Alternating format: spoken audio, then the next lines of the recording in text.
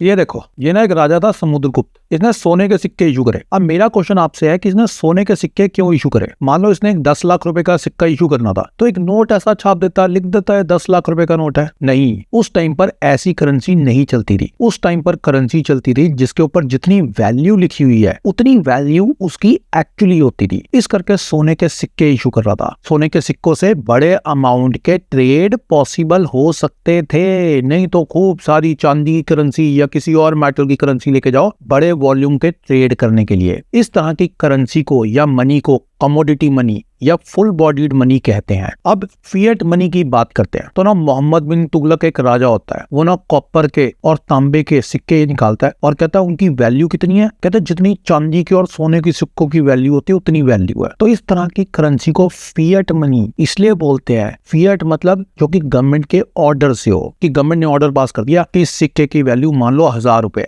तो फिर 1000 रुपए हो जाएगी। जैसे यहाँ नोट पे गवर्नमेंट ने जो वैल्यू लिख दी 2000 रुपए, हम 2000 रुपए ही मानते हैं। तो ये फिएट मनी का एग्जांपल है। अब ये मोहम्मद बिन तुगलक का ना एक्सपेरिमेंट फेल हो जाता है। अब बात करते हैं फिएट मनी इंडिया में लेके कौन आया। तो 1861 में ब्रिटिशर ने लॉ पास कर दिया था कि हम भाई पेपर करेंसी भी इशू कर सकते हैं। पेपर करेंसी मतलब फिएट मनी हो सकती है, नहीं तो कागज की कोई वैल्यू तो है नहीं अपने आप में। 1935 में आरबीआई बना और 1940 में पहली बारी फिएट मनी इंडिया में इशू हुई। अब इसके बाद भी एक फिड्यूशरी मनी, फिड्यूशरी मतलब जो ट्रस्ट बेस्ड है। अब ये चेक है, इसके ऊपर 5 लाख कोई लिख देता है, तो आप क्या सोचते हो ये 5 लाख का है, ये तो कागज है। पर क्योंकि ट्रस्ट है इसमें इन्वॉल्व तो आप एक्सेप्ट कर लेते हो। ऐसे ही आपका बैंक बैलेंस दिखाता है 20,000 रुपए, तो वो एक्चुअली 20,000 रुपए है, वो तो सिर्फ एक नंबर है। पर क्योंकि ट्रस्ट है आपको बैंक पर, इस करके आप उसे एक्सेप्ट कर लेते हो। तो ये हुआ फिड्यूशरी मनी का एग्जांपल।